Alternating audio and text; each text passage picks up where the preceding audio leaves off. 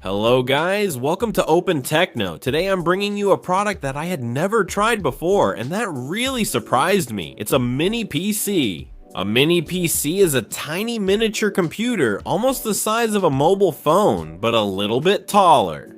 In fact, there have been some mobile phones on the channel that were bigger than this computer. This is the NIPOGI GK3 Plus, an entry-level computer, but it will have very good features for all those users who want speed and quickness for everyday tasks.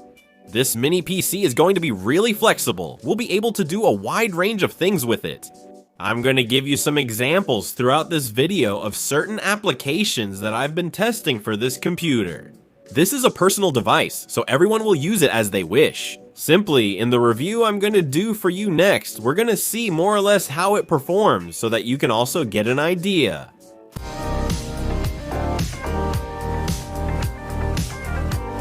First, let's start with the exterior of this NIPOGI GK3 Plus. In terms of dimensions, I've already told you it's like a mobile phone, about 5 or 6 inches, but in a square shape. It's true that in terms of height, we're gonna have around 6 or 7 centimeters. In total, the weight, just so you get an idea, is 700 grams, so it doesn't even reach a kilogram. On the outside, we're gonna have a lot of connections. Starting with the back, there's a power connection. We're going to have 2 HDMI ports. They support 4K up to 60 frames per second. We're also gonna have a VGA port. It's a somewhat old port, but for what I'll explain later about how this computer will be used, it might be interesting to have this port. At this point, I should mention that the computer will allow you to have up to 3 screens connected at the same time. It will support them, so we can use all 3 display ports at once. We have a headphone port. We have an RJ45 port for internet connection, and we have 4 USB ports. 2 of them are 2.0, and the other 2 are 3.0 for connecting devices like a webcam, for example. Or if, for example, we want to connect external storage at high speed. Lastly, we have a power button made of plastic. The construction is almost entirely plastic. And then there's a cooling vent. The airflow goes from the bottom out the side. I'm talking about cooling, but it's pretty much unnecessary, because the computer barely gets warm at all, and the fan, on the rare occasions it turns on, does so at a very low level. It's practically inaudible. And you have to be completely silent to hear a faint whistling sound, which is made by the fan, but during everyday tasks, it doesn't even turn on. We have to keep in mind that a mini PC like this, which is lightweight, is also designed to be installed behind a monitor. It's mainly for VESA mounting. I don't really like this setup, but it's ready to be mounted behind a monitor.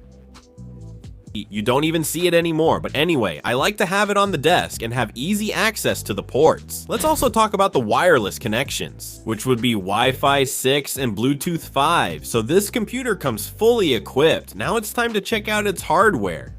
We have the Intel Alder Lake N97 processor, a processor that's meant for everyday tasks. It was introduced last year. As of 2023, it has 4 cores. The maximum frequency is up to 3.6 gigahertz, which is pretty good. It consumes 12 watts. It's very light on power. The power consumption is going to be minimal. It supports up to 16 gigs of RAM, which, as I'll mention later, is what we have here. And it has integrated graphics that support 4K at 60 frames per second and up to 3 displays. That's why I mentioned earlier that we'll be able to use both HDMI ports and the VGA all at the same time.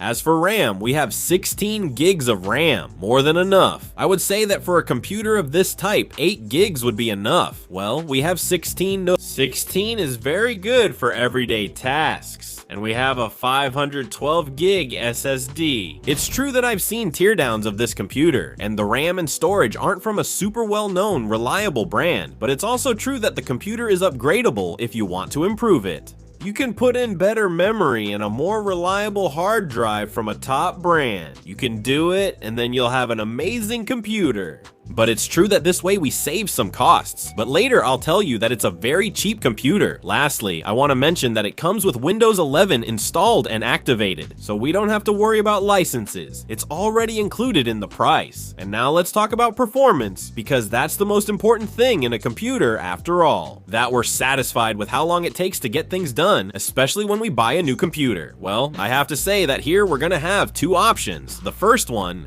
If we don't know much about performance and we just want to do normal things, browse the internet, keep our files, make backups, open documents, receive emails, make calls for remote work, well, all these kinds of everyday things, if we're not worried about performance, we're going to be able to do it without any problem. From the very beginning, turning on the computer is really fast. We press the button, and by the time we turn on the monitor, the screensaver is already up, ready for the password. Next, if we don't have heavy security agents, nor a bunch of applications running when the computer starts up, we're going to be able to open Chrome, a video, or a backup right away. For example, with iCloud images or whatever service you have, all of this is going to start up very quickly. In fact, with those 16 gigs of RAM, Google Chrome, which uses quite a lot of RAM, will be able to open a lot of tabs very smoothly. And in fact, 4K. I have a 32-inch 4K monitor, it handles it very smoothly. We can open videos on YouTube, we're going to have maximum speed over Wi-Fi, so we can play them in 4K without any problem. And like I said, in day-to-day use, we're not going to notice any lack of performance. When are we going to notice a lack of performance? Well, we shouldn't even think about installing games, except for maybe playing the typical very basic computer games. That's fine, but games like Minecraft, Counter-Strike, and so on, we shouldn't even consider it.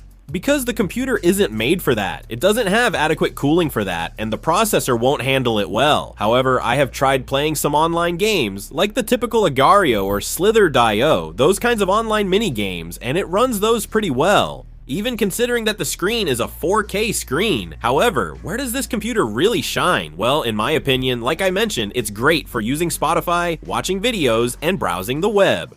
And even what we can do with this processor, which uses so little power. We have good RAM, good storage. We can set up a server, for example. That's what I did. What I did was set up a file server connected to my iPhone. So from the iPhone, I can access files that I have on an external hard drive or on the computer itself. And from the iPhone, like I said, I can access them and have my movies or my photos. Basically everything I can't store on the iPhone, I have on the computer, but I have it set up as a server and I access it from the iPhone. But then there's another option, which would be to install, for example, a Linux operating system or a Windows server and set up our web server or our DNS system.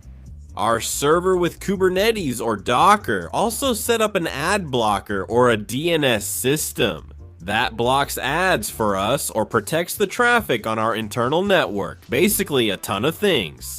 We can really do a lot with it as a server. So like I said, we have those two options, a personal computer for office tasks, basic stuff, browsing the internet, or even setting up a server. In fact, because I use a Mac day today, what I did was set up a server.